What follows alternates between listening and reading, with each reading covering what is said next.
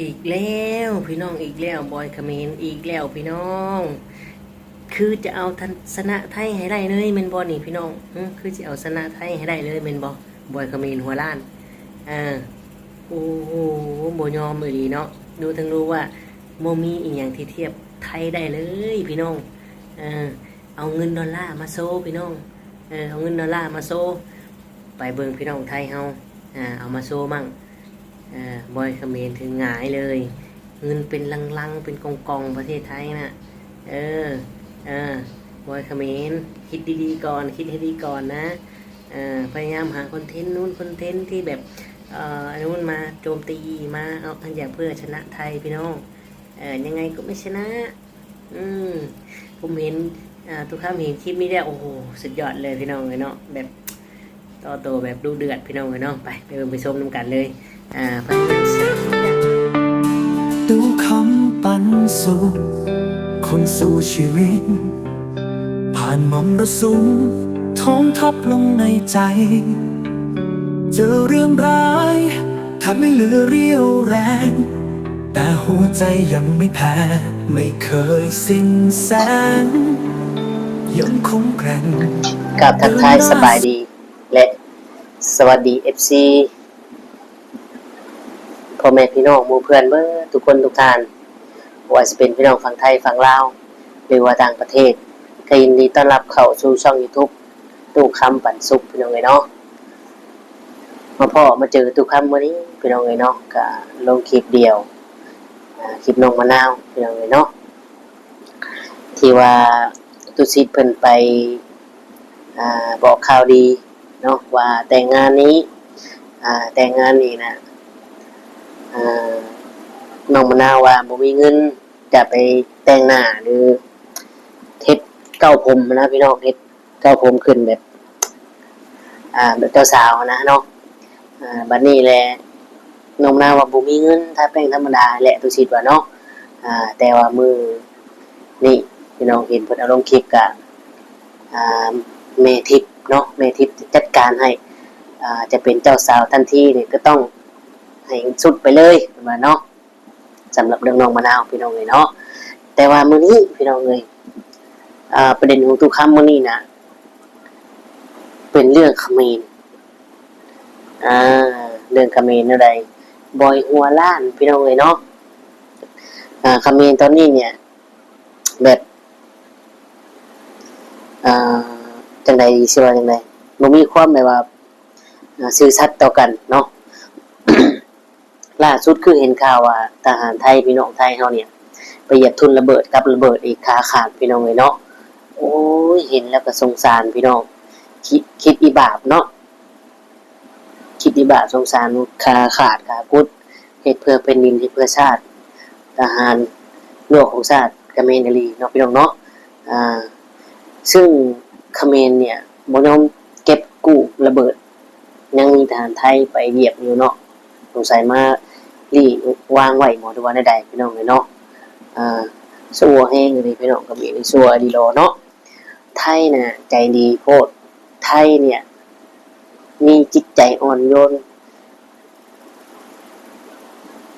นิโตนสงสารพี่น้องแต่ว่าตามโบราณเพิ่นว่าน่ะพี่น้องเลยเนาะเอ็นดูเขาเอ็นเฮาขาดเพราะฉะนั้นเขาต้องตอบโต้บ้างพี่น้องเนาะและตอนนี้ประเทศไทยก็แถมมาเจอไอ้เขมรอีกพี่น้องเนาะงุ่นวายไปกันใหญ่พี่น้องเนาะมันคือข่าวแหละตามข่าวแหละพี่น้องเนาะเห็นแล้วก็เฮาก็คิดไปนำพี่น้องคิดอยู่ได้เนาะเพราะว่าประเทศไทยเนี่ยก็ทำบ้านเกิดทุกคำเนาะพี่น้องเป็นบ้านพี่เมืองนอกแพงแบ่งปันกันเห็นประเทศอื่นมาทำร้ายลูกหลานแบบนี้โอ้พี่น้องเนาะก็คิดคือกันคิดแบบใดคิดว่าเสียไทยคิดให้เอาหน้าไทยเนี่ยจู่โจมเนาะเพราะว่าที่เราเห็นอยู่กับ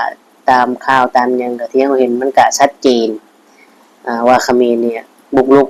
เข้ามาโดยแท้จริงเนาะเพียงแต่ว่าอาทิตย์หลังเดือนดังที่ผ่านมาเนี่ยนายกเนาะนายกไทยเฮาเนี่ยเพิ่นได้ประกาศเพิ่นได้เว้าผิดชื่อว่าไทยก็ไปลุกล้ำเข้าเหมือนกันว่าซั่นเนาะ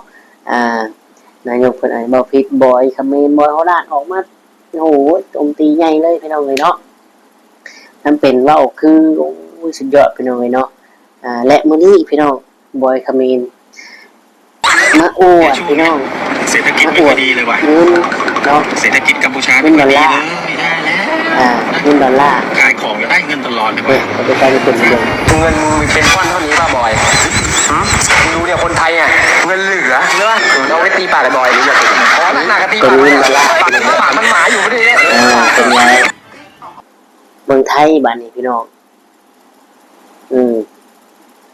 เงินเหลือเฟือไทยนะพี่น้องเงินเหลือเฟือเลยเห็นบ่ไม่อยากจะพูดเนาะพี่น้องโอ้ไม่อยากจะพูดเลยเป็นยังไงบอยเขมรครับเป็นยังไงนี่เนี่ยคือแบบว่าความแบบว่าอยากเอาชนะนะพี่น้องอยากเอาชนะประเทศไทยเขานี่นะพี่น้องเงินที่เราถืออยู่มันก็จะกี่หมื่นเองพี่น้องเลยเนาะเมืองพี่น้องไทยเขานี่เป็นลังเป็นแก๊สพี่น้องเงินน่ะโอ้โหบอยเขมรช่างกล้าจริงๆเนาะแถมยังมาพอได้พี่น้องบอยเขมรเนี่ยยังยุกแย่เนาะยุกแย่ว่าไทยนี่ก็ดูถูกลาวซึ่งสิไม่ใช่แต่ประเทศเจ้าของไม่ใช่แต่ประเทศเขมรนะไทยก็ดูถูกลาวก็โดนเหมือนกันเห็นบ่เพิ่นยุแย่ให้โลกโซเชียลด้วยว่าให้ทั้งไทยทั้งลาวเนี่ยผิดใจกันเนาะพี่น้องเสียใจด้วยค่ะเสียใจด้วยนะเพราะว่าลาวไทยเนี่ยเป็นมิตรที่ดีต่อกันเนาะบ้านพี่เมืองน้องพี่กับน้องก็อาจจะมีบางครั้งที่ทะเลาะแหวงคุยเสียงน้อยใจผิดใจกันเล็กๆน้อยๆก็มีเป็นเรื่องปกติพี่กับน้องแต่ความผูกพันความรักที่มีให้กันเนี่ยไม่เคยสูญหายเนาะก็ฮู้กันดีอยู่แล้วพี่น้องภาษาเงินซ้ำนั่นนะพี่น้องเนาะทุกคำกับบ่ได้ว่านั่นดอกดูถูกดอกเพียงแต่ว่าถามว่าทุกคำมีบ่ทุกคำก็บ่มีดอกเงินคือเราแต่ว่าเล่าหาแบบเรื่องเล่าที่จะมาเอาชนะนะพี่น้องกลัวเราลงคลิปบอยเขมรลงคลิปทำคลิปที่ใดนะไม่เคยเลยไม่เคยชนะเลยพี่น้องทำคลิปนี้ออกมามีนู่นมีนี่ไทยยังเยอะกว่าเหนือกว่าโดยเฉพาะเงินบาทนี่พี่น้องไทยก็ยังเหนือกว่าอัปเดตมองนั่นมองนี่ไทยก็เหนือกว่าเนาะบอยเขมรเนี่ยหาทุกหนทางเพื่อจะเอาชนะไทยเนาะพอหาไม่ได้ก็เชื่อมโยงไปที่ประเทศลาวเห็นบอยเขมรเพิ่นเว้าประเทศเจ้าของก็บ่ไปไทยอันนี้คือบอยเขมรเว้าให้คนลาวที่เป็นยูทูบเบอร์มาหาไทยเบิ่งความเจริญของประเทศไทยซึ่งบอยเขมรก็เห็นแล้วมาบอกว่าประเทศมึงทำไมไม่ไปถ่ายอยู่อย่างนี้ถ่ายประเทศเขาก็เนี่ยมันประเทศพี่เขามันบ้านพี่ชายเขาเขาเห็นบ้านพี่ชายเขาเนี่ยจะเดินเติบโตก้าวหน้าลุงหงเฮืองน้องกับมายินดีมาถ่ายแชร์ประสบการณ์ให้ทั้งพี่น้องทั้งพ่อแม่ได้เบิ่งว่าความเจริญออกมาอยู่พี่อาหารกันอยู่กันกินCPA กับ CPU นี่ก็เปลี่ยนหมดพี่น้องคิดเบิ่งคนจากบ้านนอกมาไทยเนี่ยมากรุงเทพเนี่ย CPU เปลี่ยนไปเลยเนาะบอยเขมรเจ้าอยากขาวบ่เจ้าอยากขาวเจ้าขาวมาเลิกเจ้าขาวมาไทยนี่เจ้าขาวแน่นอนเนาะเพิ่นหัวเจ้าก็สิบ่ล้านนี่น้องพี่น้องเห็นพี่น้องเห็นได้ก็โอ้ยเนาะแค่บ่กี่ใบดอลลาร์เนาะกับเศรษฐกิจโอ้เศรษฐกิจไม่มีเลยเศรษฐกิจยากจังเลยเนี่ยมันฝืนเนี่ยมันฝืนใจตัวเองนะแบบ ใจเนี่ยลึกๆเนี่ยโอ้ยพี่น้องเลยเนาะยังจะบอกว่าเศรษฐกิจดียังไงมันจะดียังไงเนี่ย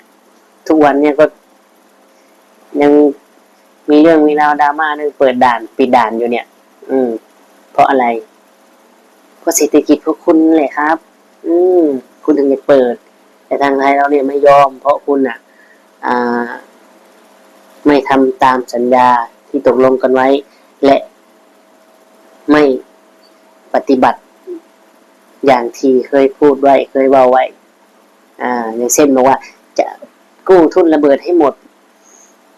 แต่ไทยเราก็ยังไปเจอยังไปโดนขาดแขนขาดบาดเจ็บสาหัสพี่น้องซึ่งทุกคำเบิ่งเห็นแล้วก็โอ้นอนเรือใจแทนพี่น้องเรือใจถ้าทุกคำโอ้ยน้องพี่น้องแต่เฮามีอำนาจมีมุนเนี่ยโอ้ยน้องพี่น้องทุกคำจัดเลยพี่น้องเลยเนาะนี่แต่ว่าทุกคำนะอยู่เคียงข้างเสียไทยเนาะพี่น้องทุกคำเสียแล้วก็เสียใจน้ำเนาะผู้ที่เจ้าหน้าที่เพิ่นรั่วของชาติเนี่ยได้ขาดแขนขาดเนาะพี่น้องบางท่านบางคนนี่ก็เสียชีวิตไปเลยการรบครั้งนี้ก็ได้พี่น้องเลยเนาะเผลอๆบ่แน่มันสิมีอีกพี่น้องเพราะว่าเขมรเนี่ยบ่ยอมเลยเขมรเนี่ยบ่ยอมมีแต่แง่ให้ทางไทยแบบโจมตีตลอดเนาะมีแต่แง่มีแต่เฮ็ดพฤติกรรมนั่นนี่แหละพี่น้องเนี่ยบ่ดีเนาะFC ของทุกคำคิดว่านั่นแหละมันบ่ดีแบบนี้พี่น้องเนาะมีแต่ว่าฝากถึงเนาะฝากถึงบอยเขมรเด้อเนาะฝากถึงบอยเขมรชาตินี้ทั้งชาติเจ้าเอาชนะไทยบ่ได้ดอกเนาะเจ้าสิคอนเทนต์หยังออกมาว่าจะอยู่ประเทศเจ้าจังซั่นจังซี่แหละทุกอย่างในประเทศไทยเนี่ยกับประเทศเขมรเนาะกับบ้านบักบอยเขมรนะมันคนละชั้นกันเลยมันคนละชั้นกันเลยโดยเฉพาะอาวุธสงครามนี่กันโอ้ไม่อยากจะพูดพี่น้องแบบไม่อยากจะเว้าเลยเนาะว่าบักบอยเขมรนี่หาหนทางไหนเอาชนะได้ไม่ได้เชื่อมโยงไปหาลาวว่าลาวก็ถูกไทยตำหนิถูกไทยดูถูกถูกไทยว่าเหยียดหยามเป็นประเทศอย่างนู้นอย่างนี้นี่คือคำพูดของบอยเขมรเนาะพี่น้องไผสิไปเชื่อเจ้าไผสิฟังเจ้าแม่นบ่ล่ะเจ้าฮะคิดซะเนาะคิดใหม่ซะตัวคนอื่นได้แต่ตัวใจตัวเองบ่ได้ดอกบอยเขมรเนาะพี่น้องเพิ่นเห็นแล้วบอกคลิปเนาะแชร์ไปพี่น้องเพิ่นเห็นได้ยังคลิปที่ว่าพี่น้องไทยเฮาเนี่ยออกมาตอบโต้เพิ่นให้เพิ่นเห็นว่านี่เงินเหลือเฟือเจ้างัวเงินเหลือเฟือทางประเทศไทยเงินเหลือเฟือพี่เขานะเนาะพี่น้องทุกครั้งก็บ่รู้หรอกว่าอ้ายเราซื้อหยังเนาะ